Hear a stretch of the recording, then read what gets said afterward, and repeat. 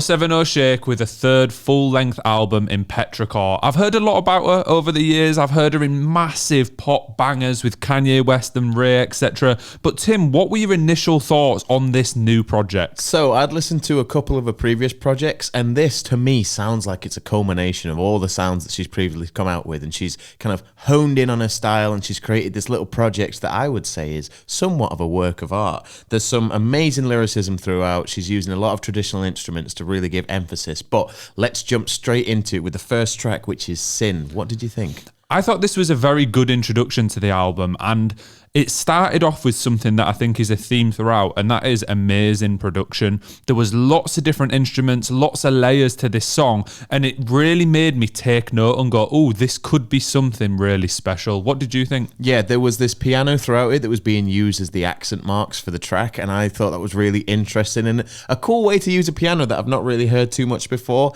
The intro to the track I wasn't huge on, but it kicked in at about 1 minute 30, and I was like, oh, this is a vibe. This is really good. But then I think it means that the intro was good. I felt like every part of this song was kind of meaningful. It built up to something, and it just had me enthralled the whole way through it. But we'll move on to the second track, which is Elephant. The transition into this track is seamless. Like, I had to check to make sure that there was another track actually playing, and there's like a really strong beat carrying this track, and it kind of like it moves you forward throughout the track, but doesn't get too hasty. I thought that this kind of felt a bit dark, you know what I mean? A bit like dingy. It took me to a weird place where I wasn't sure how I felt about it, but it did kick in quite nicely in between those darker themed sections of the song to keep me interested, to kind of not make me feel too down and depressed. There was some strong synthwave, retro wave kind of sounds, like the stuff where it's like emulating the 80s and with heavy synths, and I really enjoyed that. And there was a low voice that was being put against the regular voice that was singing, and that added there's so many layers. It's like an onion. All of these tracks are like onions. There's just layers and layers and layers, but we move off that into Pieces of You. I thought there was some really nice vocals on this, which we haven't touched on too much, but 070 definitely has fantastic vocals throughout this album, and I really liked the moments between, there was some more spoken words, some more raps, some more actual singing, but it was nice that she has that variation throughout. I thought this was a great song. I liked the strings that came in at certain points as well. I thought they were a highlight for me and really switched it up a little bit. Yeah, they use a heavy breathing as kind of like part of the beat, and I know a couple of other artists have done that, and every time I hear it, I think that's really clever, and when it's utilized properly, I think it adds a lot to a track. And there's a piano part on this track which is particularly beautiful, and when the strings come in to accompany that piano, I'm like, this is genuinely like, this song could be classed as a work of art in my opinion. It's fantastic. But we move off that into Vagabond. This was good because maybe up to this point on the album, it's all felt quite, you know what I mean? There were about 40 seconds into this, it switched it to a slightly happier, slightly lighter theme, if you will. And I felt like I needed that. I definitely did. Again, another good track, but to be honest, this one wasn't my favourite on the album, which is weird after what I just said, but I feel like she's really nailed that grungy feel. But this one, I don't know, it was like trying to be nice, but not quite nice enough. There was another great transition into this track, and this album's full of transitions, and I'm a sucker for a good transition, so this is fantastic. And I'm always a big fan of group chanting, and again, there's group chanting, and there's a lot of features that you would hear in like rap music that is then lent over here, like alternative rap music, I want to call it. And it feels entirely different to the previous songs that we've heard on this album. So like you were saying, it's a good change of pace, but whether it was executed well enough, I'm not too sure. But we move on to Lungs, which is a little bit more of an interlude. It's a very short track. I don't know why this, when I listened to it, really reminded me of early Billie Eilish. Oh, okay. Yeah, I get that. With the heavy beat, and it kind of slaps you in the face and immediately it's there. Yeah, I get that. But I liked it. I thought that the isolated vocals sounded really cool on this one. I thought actually that this should have been longer. This little song right here was one of my favourite moments in the album, but it just didn't quite last long enough. So on the contrary for me, I thought after about 30 seconds or so, the track started to feel played out and I was kind of like, what's going on here? But then when it ended at around 1 minute, I thought, you know what, that's actually the perfect length for this track. I thought it didn't overstay its welcome. I think if it was any longer, it might have been a bit grating and it might have broken the album up a bit too much. But should we go on to Into Your Garden featuring JT? So I saw JT and I thought Justin Timberlake, but no, this is not Justin Timberlake. This is an artist called JT. And actually, I think that this song is my favourite track on the entire album. I really loved the piano introduction, and behind that piano, there was lots of strange sound effects, background vocals, etc. coming in, and I thought that intro to the song was really special. However, the one thing that ruined it for me was the feature. I don't think the feature fit into this track at all. Right, okay. I thought, yeah, what you were saying about the piano, very grandiose, so builds up nicely. Once the beat kicks in, the track really finds its feet.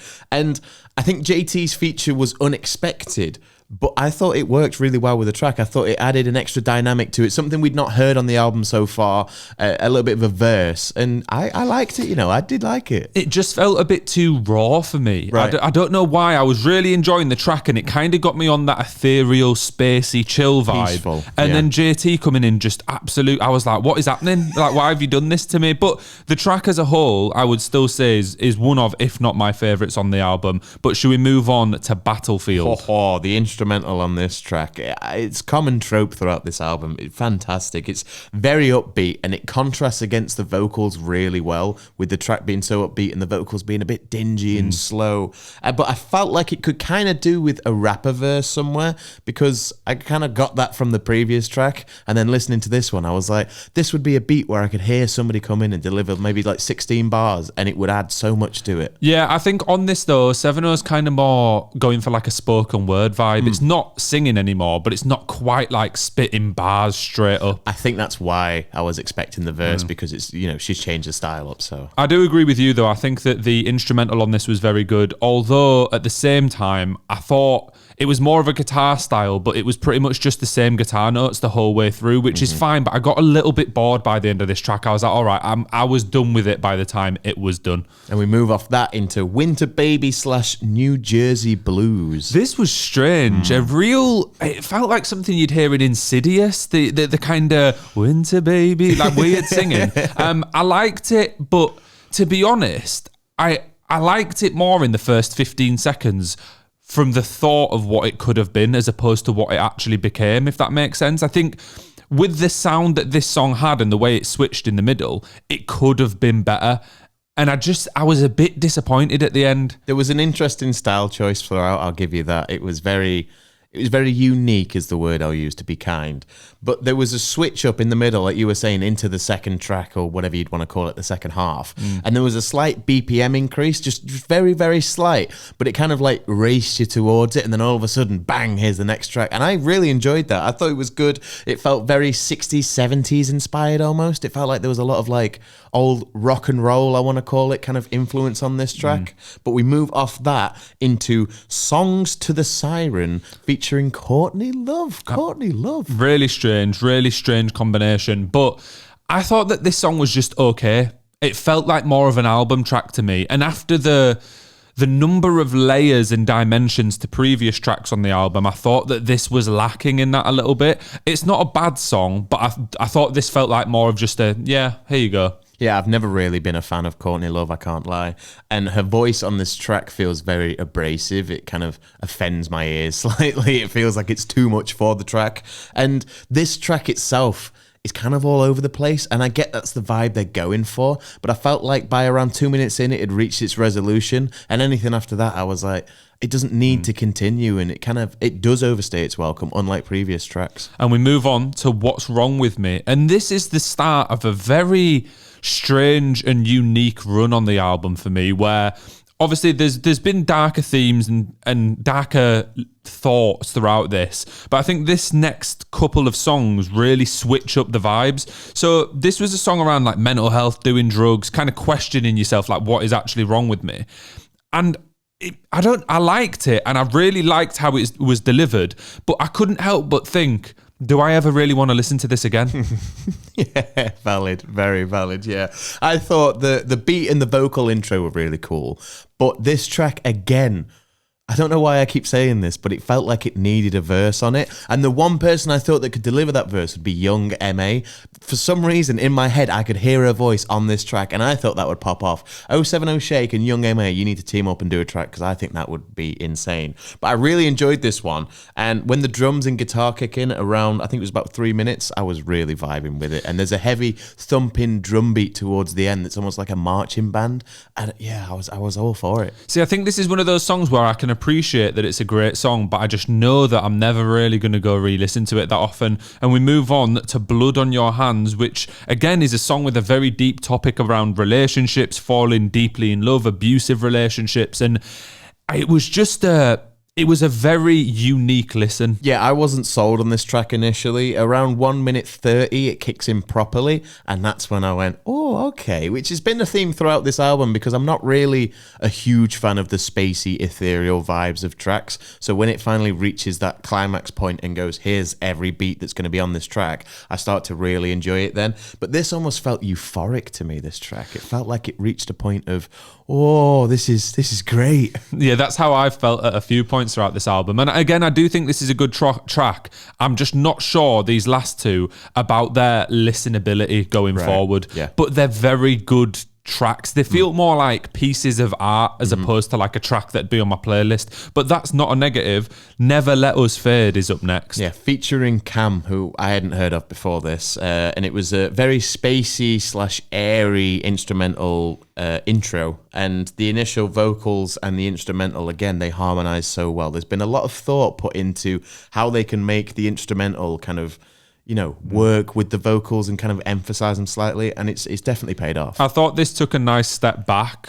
Still a serious topic, but took a nice step back from the previous two songs and let me relax for a second before we go into the last song in Love. The glitching at the end of the last track into this one really caught me off guard. I don't think that was really that necessary, and it low-key kind of like made me jump slightly, because I thought, is something else playing on my computer? I thought another sound had started up somewhere. This was a good culmination of the theme of the previous 3 or 4 tracks, where this one starts off with a more positive vibe about finding the one and being so in love, after the previous references to, you know, what's wrong with me, these abusive relationships, stuff like that. So I thought that this latter section of the album was very impressive from an artistic standpoint. Yeah, the effects on the voice on this track kind of caught me off guard. They were a little bit jarring, but as I got more into it, I kind of understood what they were going for with it. And there's a guitar solo in this track, and whoo, boy howdy, boy howdy, who says that? It was absolutely phenomenal. Bro turned into a cowboy. That's how much he enjoyed it. I thought this was a great outro to an album, and we've reviewed some albums where the last track you think, did that need to be there? This felt like it really topped it off versus the intro track. I think those two work really well in tandem. Allowing the guitars and the production to shine through at the end of this album is very important, because my main point around this album is just how good that production is. And I think that whoever worked on this deserves a massive shout out. And to be honest, I'm obviously going on to whole album thoughts here, but I do think that there was some songs where that level of production maybe was overdone a little bit, but then there was also some songs where I felt like more could have been done with the sound that had been crafted. What did you think about that? So I thought that some tracks felt like they were trying to dial it back because they'd felt like what you were saying, where the other tracks were too overproduced. So they thought, we don't want them all to be these crazy kind of cacophony of sound tracks where there's just everything going on, so they try and dial them back. But I do agree that some of the more dialed back ones, I thought there's not enough going on, but that did add to the album and kind of add to the feel throughout. And I wasn't really a fan of 070 Shake before this album, but after listening to this, I'm kind of like, you know what, it's got to stay on my radar, because this was phenomenal. Yeah, 070 is someone that's always kind of been on my radar, but I've never really dived in. I listened to her first album when that came out. I really liked a track called Guilty Conscience, but this is so different in theme, and I think that this is a very personal project which she's put a lot of heart, a lot of effort and a lot of emotion into, and I like that from an artist. I like the rawness and talking about real things. Yeah, one thing I will say though is that you 100% need to have a subwoofer to fully like experience this album, because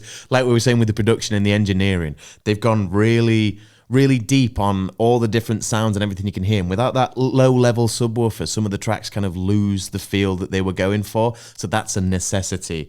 But throughout this whole album, it's a very well thought out and cohesive project. I thought it worked from top to bottom. There wasn't a single track that I thought, oh, this shouldn't be here, or oh, this feels a bit out of place. They all felt like they were perfectly crafted. But the question is, Tim, what would you rate this album out of 10? I think we're going to have the same rating here. Okay. So I'm going to give this album a 7.5 out of 10. Oh. What have you gone with? I've given this album a 6.5 out of 10. Oh, really? Hear me out. Okay. I enjoyed it and I would listen to it again, but I just think it's a very required moment in which I want to listen to this. It's not something I'll bump all the time, and I think it's a great piece of art, but there's a few tracks in there which you could really miss me with that I'm not ever going to want to play again.